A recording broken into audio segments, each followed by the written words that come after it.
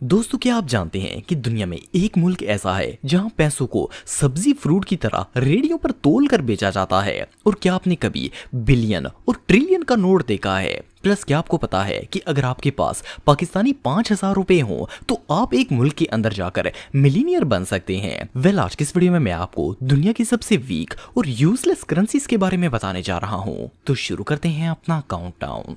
Zimbabwe. दोस्तों, normally किसी भी मुल्क की करेंसी 5 के नोट से शुरू होकर 5,000 तक जाती है, लेकिन क्या आप बिलीव करेंगे कि जिम्बाब्वे दुनिया का वो वाहिद मुल्क है जिसने बिलियन और ट्रिलियन के नोट्स भी इशू किए हैं। सुनने में तो ये बात इम्पॉसिबल लगती है, भला कोई ट्रिलियन का नोट कैसे बना सकता है? लेकिन सन 2000 के दौर में जिम्बाब्वे के अंदर इकोनॉमिक क्राइसिस की वजह से इन्फ्लेशन इतनी ज्यादा बढ़ गई थी कि जिम्बाब्वियन डॉलर ट्रिलियन तक पहुंच गया था। उस दौर में अमेरिका का $1 जिम्बाब्वियन 200 ट्रिलियन के बराबर था। इवन गवर्नमेंट ने 100 बिलियन और 100 ट्रिलियन के नोट भी इशू किए थे। कई साल तक ये नोट्स जिम्बाब्वे में चलते रहे, लेकिन वहां की गवर्नमेंट ने आखिरकार इन्फ्लेशन को कंट्रोल कर लिया और मुल्क की इकोनॉमी ठीक हो गई थी। लेकिन ये नोट्स आज भी वहां पर मौजूद हैं और लोग इन्हें करेंसी कलेक्टर्स को सेल करते हैं। सोमालिया। दोस्तों, आप सबने बाजारों में सब्जियों और फ्रूट की रेडियां देखी होंगी, लेकिन क्या आपने कभी पैसों को बाजारों के अंदर रेडियो में बिकते हुए देखा है? सोमालिया दुनिया का एक ऐसा मुल्क है जिसके अंदर पैसे की वैल्यू इतनी कम है कि सोमालियन लोग रेडियो और ठेलों पर तोल कर करेंसी को सेल करते हैं। मजे की बात यह है कि जब कोई $5-10 देकर सोमालियन नोट्स खरीदता है तो इसे नोटों की गड्डियां प्याज टमाटर की तरह शापरों में डालकर दी जाती हैं। मजे की बात यह है कि अगर किसी बंदे ने ज्यादा पैसे चेंज करवाने हो तो उस बेचारे को तो रक्षा बुक करवाना पड़ेगा ताकि पैसों को लोड करके घर ले जा सके। ये रियली अनबिलीवेबल है।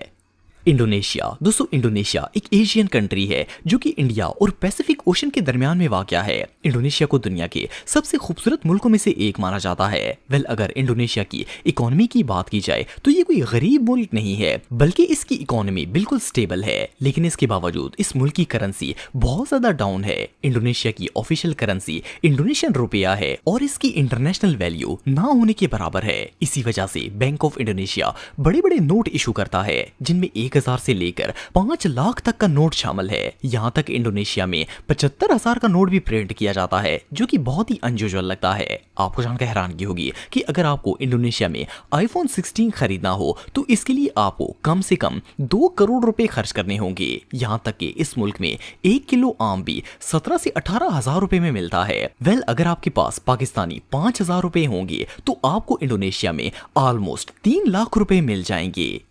लाओस। दोस्तों, लाओस एक छोटा सा मुल्क है जो कि एशिया के साउथ ईस्ट में वाक़या है। इस मुल्क की टोटल आबादी सिर्फ 75.5 लाख है। लाओस दुनिया के सबसे पुअर कंट्रीज में से एक है। रिसर्चर्स के मुताबिक इस मुल्क में 58% लोग तो सिर्फ मजदूरी करके ही जिंदगी गुजारते हैं। यही रीजन है कि इस कंट्री की इकोनॉमी बहुत ही कमजोर है। लाओस की ऑफिशियल करेंसी KIP है। सेंट्रल बैंक ऑफ लाओस 500 से लेकर 1 लाख तक के नोट प्रिंट करता है।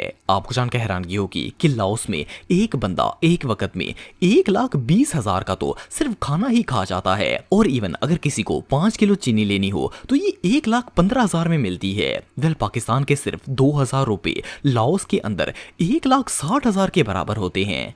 उज़्बेकिस्तान। दोस्तों, रिपब्लिक ऑफ उज़्बेकिस्तान एक सेंट्रल एशियन कंट्री है जिसने अगस्त 1991 में दुनिया के नक्शे पर अपनी एक अलग पहचान बनाई थी। उज़्बेकिस्तान की इकोनॉमी दूसरे ममालिक की निस्बत काफी बेहतर है, लेकिन इसके बावजूद इसकी करेंसी की वैल्यू ना होने के बराबर है। उज़्बेकिस्तान की ऑफिशियल करेंसी उज़्बेकिस्तानी सोम है। आपको जानकर हैरानगी होगी कि उज़्बेकिस्तान के अंदर 50,000 और 1 लाख के नोट भी छापे जाते हैं। 1994 से पहले इस मुल्क के अंदर डॉलर को इस्तेमाल किया जाता था, लेकिन फिर 1994 में इन्होंने अपनी ऑफिशियल करेंसी इंट्रोड्यूस करवाई। लेकिन अनफॉर्चुनेटली ये करेंसी आज तक स्टेबल नहीं हो पाई। आप बिलीव नहीं करेंगे कि अगर उज़्बेकिस्तान के अंदर एक रात होटल में स्टे करना हो तो इसके लिए आपको 7-8 लाख पे करने होते हैं। और सिर्फ इतना ही नहीं, बल्कि अगर आप पाकिस्तानी 1,000 रुपए की छोटी सी अमाउंट को भी उज़्बेकिस्तानी सोम में कन्वर्ट करते हैं तो वो 46,000 बन जाते हैं। बेसिकली उज़्बेकिस्तान के अंदर जाकर कोई भी बंदा अमीर हो सकता है। और मजे की बात यह है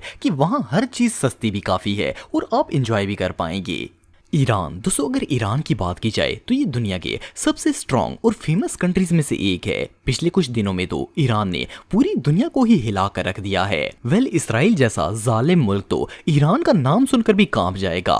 एनीवे, जो भी हो, करेंसी के मामले में ईरान दुनिया से काफी पीछे है। इस मुल्क की ऑफिशियल करेंसी ईरानी रियाल है। वैसे तो ईरान की जीडीपी $1 ट्रिलियन से ज्यादा है और ये कोई गरीब मुल्क नहीं है, क्योंकि इसके अंदर ऑयल के इतने खजाने हैं कि ये पूरी दुनिया को कंट्रोल कर सकता है। लेकिन इनकी करेंसी इतनी वीक है कि ईरान के सेंट्रल बैंक में 1000 से 5 लाख तक के नोट छापे जाते हैं। ईरान में 50,000 और इवन 1 लाख का भी नोट मौजूद है और ये बिल्कुल आम इस्तेमाल होता है। आप बिलीव नहीं करेंगे कि ईरान में अगर किसी ने कोरोला कार बाय करनी हो तो इसे 82 करोड़ रियाल से भी ज्यादा अमाउंट खर्च करनी पड़ती है। सिर्फ इतना ही नहीं, बल्कि अगर ईरान में एक अच्छे होटल में खाना खाया जाए तो पर पर्सन 90,000 रुपए लग जाएंगे।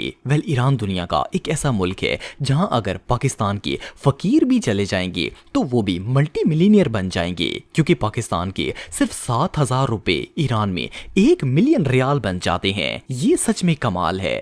वियतनाम दोस्तों, रिपब्लिक ऑफ वियतनाम एक एशियन कंट्री है जो कि साउथ ईस्ट एशिया में मौजूद है। वैसे तो वियतनाम कुदरती लिहाज से एक काफी खूबसूरत मुल्क है, लेकिन अनफॉर्चुनेटली इस मुल्क की इकोनॉमी काफी डाउन है। वियतनाम की ऑफिशियल करेंसी वियतनामियन डोंग है। नेशनल बैंक ऑफ वियतनाम ने इस करेंसी को 1978 में प्रिंट करना शुरू किया था, लेकिन ग्लोबल मार्केट में ये करेंसी कोई वैल्यू नहीं रखती। इसलिए वियतनामी डोंग को दुनिया की सबसे वीक करेंसीज में से एक माना जाता है। आपको जानकर हैरानगी होगी कि वियतनाम में 100 से लेकर 5 लाख तक के नोट इशू किए जाते हैं। बिलीव करना मुश्किल है, लेकिन अगर आपको वियतनाम के अंदर एक मोटरसाइकिल भी खरीदना हो तो इसके लिए कम से कम 1.5 करोड़ खर्च करने होंगे। बेसिकली वियतनाम में CD70 मोटरसाइकिल लेने के लिए आपका करोड़पति होना जरूरी है। मेरे ख्याल में तो वहां कार खरीदने के लिए पैसों को सुजुकी में लोड करके ले जाना पड़ता होगा।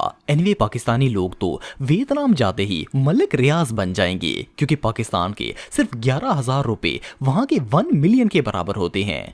सीरिया दोस्तों, Arab Republic Syria West Asian country है। इसकी आबादी तकरीबन 2.5 करोड़ के बराबर है। ये मुल्क अप्रैल 1946 को वजूद में आया और सीरिया की सरजमीन को लैंड ऑफ प्रॉफिट्स और महशर की सरजमीन भी कहा जाता है। इकोनॉमी के लिहाज से वैसे तो सीरिया एक काफी स्ट्रॉन्ग कंट्री था, लेकिन एक दहाई से इस मुल्क में होने वाली इसराइली जंगों ने सीरिया की इकोनॉमी को बिल्कुल तोड़ के रख दिया है, जिसकी वजह से आज सीरिया के 90% लोग इंतहाई गुर्बत में जिंदगी गुजार रहे हैं। सीरिया की ऑफिशियल करेंसी को सीरियन पाउंड या लिरा भी कहा जाता है। सेंट्रल बैंक ऑफ सीरिया 100 से लेकर 5,000 पाउंड तक के नोट इशू करता है। इसके अलावा ये 5 से लेकर 50 पाउंड के कॉइन भी बनाते हैं। इस मुल्क की करेंसी इतनी डाउन है कि अगर आपको सीरिया में एक साइकिल भी खरीदनी हो तो इसके लिए कम से कम 1 मिलियन पाउंड पे करने पड़ेंगे। और तो और इस मुल्क में 1 किलो प्याज भी 2-3 हजार में मिलते हैं। अगर पाकिस्तानी करेंसी से कंपेयर किया जाए तो पाकिस्तान के 5,000 रुपए सीरिया में ऑलमोस्ट